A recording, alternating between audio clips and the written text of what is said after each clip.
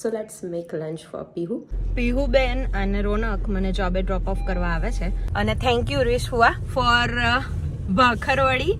પીહુને તમે રજા પડાઈને લઈ ગયા હતા અને જો લઈ ગયા હતા તો શું પ્રોસેસ હોય છે? આપણે કમ્પેર તો ના જ કરવું જોઈએ.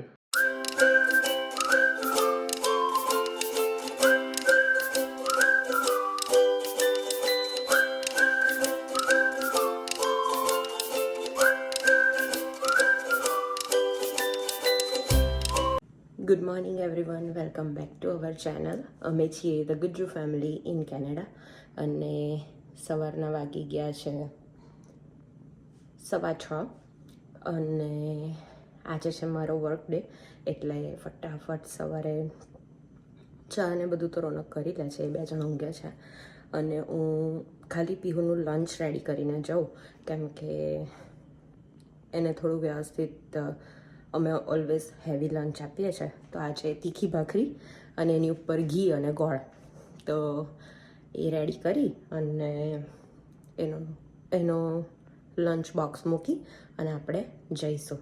So let's make lunch for Pihu અને પછી ફટાફટ ભાગીએ કેમ કે મારે 7:20 યાર્ડમાં પહોંચવાનું હોય અને આપણા ઘરથી બહુ નજીક છે એટલે બહુ ચિંતા નથી. તો ફટાફટ લંચ બનાવું અને પછી રોનકને ઉઠાડું. તો રેડી થઈ ગયા છીએ અને પીહુ બેન અને રોનક મને જોબે ડ્રોપ ઓફ કરવા આવે છે તો હવે ફટાફટ જઈશું. That's how the morning starts. હે ને? તો ઊંઘી રહેવું હતું તો. અને પીહુના લંચમાં આજે છે તીખી ભાખરી અને એની ઉપર ઘી અને ગોળ. હું પહેલાં ઘી અને ખાંડ લગાવતી હતી પણ અમારા ઉર્વિશ ફુવા છે ને, એ મારા ફુવા સસરા, તો એમણે મને કીધું હતું કે તું છે ને ખાંડની જગ્યાએ ગોળ આપજે, ગોળ સારો, ખાંડ અમુક વાર નડે. તો બસ એમનું સાંભળી અને કરીશું. અને થેન્ક યુ ઉર્વિશ ફુવા ફોર ભાખરવડી અને દુલીરામના પેડા. કેમ કે આ વખતે છેલ્લે વડોદરા જવાનો ટાઈમ જ બિલકુલ નહોતો પણ એ વડોદરાથી આવતા અમારા માટે લેતા આવ્યા સ્પેશિયલ. તો થેન્ક યુ સો મચ. અને જે ટાઈમ હોય ને એના કરતાં અત્યારે લગભગ 15 થી 20 મિનિટ વહેલું મારે જવું પડે. એનું રીઝન શું ખબર છે? કાચની ને એની ઉપર બરફ ને એવું જામી ગયું હોય. અત્યારે સ્નો પડ્યો બી ના હોય ને તો બી થોડી થોડી નાની નાની પરત હોય તો મને વિઝન ક્લિયર ના હોય એટલે એ લોકો કે વહેલું આવી અને થોડું ગરમ કરવાની બસ અને પછી નીકળવાનું. તો એટલે થોડા વહેલા જઈશું. ઓકે, તો બહુ બધા લોકોનો એવો ક્વેશ્ચન હતો કે પીહુને તમે રજા પડાઈને લઈ ગયા હતા અને જો લઈ ગયા હતા તો શું પ્રોસેસ હોય છે. તો ખાલી ઇન્ફોર્મેશન માટે આપણે વાત કરીએ તો પહેલું કે જ્યારે અમારી ટિકિટ બુક થઈ તો મેં પીહુના જે ક્લાસ ટીચર છે એમને ફોર્મલ ઈમેલ કર્યો હતો કે આવી રીતે અમે જવાનું વિચારીએ છીએ તો પ્લીઝ મને ડાયરેક્ટ કરજો કંઈ પણ અમારા તરફથી કોઈ પ્રોસેસ હોય તો. કેમ કે અહીંયા સેફ અરાઇવલ એવી જે એપ છે એમાં મારે એની એબ્સન્સ મૂકવી પડે, એવરી ડે કરવી પડે. હા, એવરી ડે એબ્સન્ટ કરવી પડે છે એમાં. કેમ કે જો 10 વાગ્યા સુધી પીહુ સ્કૂલ ના જાય તો પછી એ લોકો તરત પછી આગળની પ્રોસેસ અમને ફોન કરે ને અમે ના ઉપાડીએ તો પછી એ લોકો દે કોલ હાયર ઓથોરિટી કે આ બાળક મિસિંગ છે ને એવું બધું. એ ના થાય એ અવોઇડ કરવા માટે આખું કરવાનું હોય છે. અને બીજું કે જો તમે તમારું બાળક 1 વીકથી વધારે જો એબ્સન્સ રહે ને તો પછી એનું લાઈક સ્કૂલમાંથી નામ કાઢી નાખતા હોય છે. એટલે એ પણ અવોઇડ કરવા માટે મેં એક ઈમેલ કર્યો અને એ ઈમેલ વાંચી અને એના ક્લાસ ટીચરે મને 2 ફોર્મ ઘરે મોકલ્યા હતા. એકમાં ઇન્ફોર્મેશન હતી કે કઈથી કઈ તારીખ સુધી પીહુ નથી અને બીજું રીઝન અને એવું બધું હતું કે કયા રીઝનથી જાઓ છો. તો અમે તો ફેમિલી રિયુનિયનનું રીઝન લખ્યું હતું કે પીહુ એના ગ્રેન્ડ પેરેન્ટ્સને મળવા જાય છે. તો પછી પીહુના ટીચરે મને કીધું હતું કે એનું જે પણ બાકી હશે કામ એમાં આપણે કેવી રીતે કરીશું. તો મેં સામેથી ઓફર કર્યું હતું કે જે પણ એનું બાકી હશે એ કરાવવામાં હું પણ ઇન્વોલ્વમેન્ટ મારું રાખીશ. આખું તમારે નહીં કરવું પડે, તમે ઘરે મોકલી આપજો. અને જે અત્યારે એ કરી રહ્યા છે ઘરે મોકલી આપે છે અને હું પણ કરાવતી રહું છું. એટલે એ ફોર્મ મેં ફિલઅપ કરીને મોકલ્યા હતા અને પછી હું એડમિનિસ્ટ્રેશન ઓફિસમાં મારી જાતે ગઈ હતી અને એ લોકોને ક્રોસ ચેક કર્યું હતું કે ભાઈ તમને બધી ઇન્ફોર્મેશન મળી ગઈ છે ને અને અમે આ તારીખથી આ તારીખ સુધી જઈએ છીએ તો કોઈ વાંધો તો નથી ને.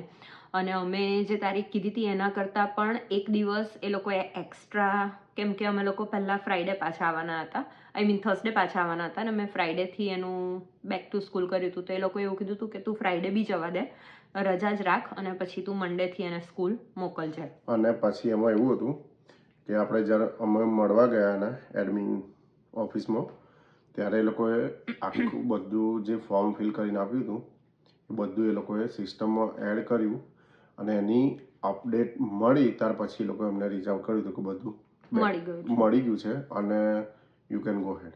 હા, જો તમે રજા પાડીને જઈ રહ્યા છો બહાર તો તમારે આટલી આટલી વસ્તુ કરવાની હોય છે, અને જો નથી કરતા તો એનું નામ કાઢી નાખશે એ લોકો, અને પછી તમારે નવેસરથી આખી એડમિશન પ્રોસેસ કરવી પડશે. એ નોટ અ બિગ ડીલ, ઘણાને થઈ જાય છે, ભૂલ તો કરે પણ છે, પણ પછી એમાં શું થાય કે એ જે ક્લાસમાં હોય ને એના એ ક્લાસમાં એને પાછી આવે એની કોઈ ગેરંટી નહીં. તો એના બધા ફ્રેન્ડ્સ બની ગયા હોય, એ જે કમ્ફર્ટેબલ એન્વાયરમેન્ટમાં હોય ત્યાંથી અલગ થઈ જાય, તો ઘણા બાળકને ના બી ગમે. એટલે એ અવોઇડ કરવા માટે આખી પ્રોસેસ તમે પહેલેથી કરી દો તો સારું. અને ઓન્ટારિયોમાં અમે રહીએ છીએ, તો આ ઓન્ટારિયોનો લો છે, અને મને બીજા પ્રોવિન્સનું કંઈ ખબર નથી કે શું કરવાનું હોય, પણ અહીંયા અમે આવું કર્યું છે. તો જો કોઈને પણ આ ઇન્ફોર્મેશનથી હેલ્પ થતી હોય તો દેટ્સ વેરી ગુડ. હોપ કે તમને તમારા ક્વેશ્ચનનો આન્સર મળી ગયો હશે. અને અમે ટુ બી પ્રિસાઇઝ 3 વીક માટે ગયા હતા, એની 3 વીકની રજા લીધી હતી, અને એમાં વચ્ચે એક CCAT કરીને એક્ઝામ છે, એ પણ પીહુથી મિસ થઈ ગઈ હતી. જે એ લોકોએ પીહુ પાછી આવી પછી એને ભણાઈ અને એક્ઝામ અત્યારે લઈ બી લીધી. કાલે અમને ખબર પડી કે એની એક્ઝામ પણ પતી ગઈ છે, ફરી એ લોકોએ એને લેવડાવી દીધી છે. તો જો તમે ઇન્ફોર્મ એડવાન્સમાં કરશો તો સ્કૂલવાળા પણ પ્રિપેર હશે કે આ છોકરું આટલાથી આટલી તારીખ નથી, તો એનું પછી આપણે કેવી રીતે કવર કરાવવું, કોઈ પણ વસ્તુ મિસ ના થઈ જાય, એ બધું એ લોકો ધ્યાન પૂરેપૂરું રાખે છે. તો પછી એવી રીતના હોય છે કે ભાઈ તમે વેકેશન ઉપર જઈને આવ્યા તો ઇન્ડિયાનું ને અહીંનું લાઈક એજ્યુકેશનમાં કેવું તમને લાગ્યું એમ? તો અગેન આપણે કમ્પેર તો ના જ કરવું જોઈએ, કારણ કે બધાની પોતપોતાની શું કહેવાય સિસ્ટમ છે, અને બીજું કંઈ નહીં. તમે અહીં ભણતર કરાવશો કેનેડામાં તો તમારે બીજું કંઈ નહીં, તમારે એના ટીચર્સની જોડે 1-on-1 કરતા રહો, કે પછી પેરેન્ટ્સ મીટિંગ છે તમે અટેન્ડ કરતા રહો, અને તમારા છોકરાઓને પણ પૂછતા રહો કે ભાઈ શું ચાલી રહ્યું છે, તો તમને બધું ત્યાંથી ખબર પડી જ રહેશે, કંઈ મિસ થવા નથી. પણ તમારે એક્ટિવલી એની જોડે કામ કરવું પડે. ગમે તેટલું હોશિયાર છોકરું હોય પણ એની પાછળ તમારે ટાઈમ આપવો જ પડે. જો તમે ટાઈમ નહીં આપો તો you can miss it definitely. અને લાઈક એના જે ટીચર છે ને એની એ યરના સ્ટાર્ટિંગમાં એનો ઈમેલ એડ્રેસ મોકલી દેતા હોય છે, એટલે કંઈ પણ કદાચ આપણને કંઈ જરૂર ના પણ હોય ને તો આપણે ઈમેલ કરીને આપણા છોકરાની અપડેટ પૂછતા રહીએ તો મને એવું લાગે છે. અને અહીંયા કેવું છે કે બધું સારું સારું જ કે તમારા છોકરાઓ બહુ સરસ જ છે એવી જ વાત કરે, પણ જ્યારે ફર્સ્ટ પેરેન્ટ મિટિંગમાં ગઈ હતી ને ત્યારે જ મેં કીધું હતું કે જો એની નાનામાં નાની પણ કંઈક કોઈ જગ્યા એવી હોય ને કે જ્યાં એને ઇમ્પ્રુવમેન્ટની જરૂર છે તો please feel free to let us know, તો અમે અમારા બાળકને વધારે સારી રીતે ઇમ્પ્રૂવ કરી શકીશું. એને ભૂલ બતાવવા માટે કે એની સામે નહીં, પણ કંઈ પણ હોય તો તું મને ચોક્કસથી કહેજે, એવું મેં એના મેડમને કીધેલું જ છે. અને એના રિઝલ્ટ રૂપે હમણાં થોડા ટાઈમ પહેલાં જો તમે અમને રીલમાં ફોલો કરતા હશો તો વાત થઈ હતી કે શું કહેવાય, એ વાતો બહુ કરે છે એવી વાત એના ટીચર તરફથી જ અમને મળી હતી કે ઘણી વખત એને, કેમ કે અમે ઘરે કરાવતા હોઈએ એટલે ફટાફટ કામ પતાવી દે, બીજા બધાને પણ લખાઈ દે ને પછી વાતો કરે. તો આવી આપણને ખબર પડે તો આપણે એ જગ્યાએ આપણા બાળકને સરખી રીતે ગાઈડ કરી શકીએ, અને અમે કર્યું.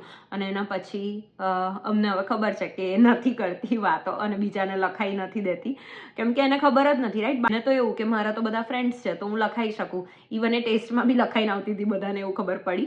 પછી એને અમે લોકોએ કીધું કે આવું નહીં બેટા, આમ કરવાનું, એટલે એ થઈ જાય તો પછી ઓલ ઇઝ વેલ.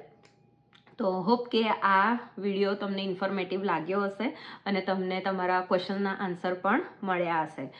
જો તમને આ અમારા વિડીયો ગમે છે તો પ્લીઝ લાઈક શેર સબસ્ક્રાઈબ અને જેને પણ તમને લાગતું હોય કે આ ઇન્ફોર્મેશનની જરૂર છે એની સાથે પ્લીઝ શેર કરો અને ફરી મળીએ ત્યાં સુધી જય જય શ્રી શ્રી કૃષ્ણ. કૃષ્ણ.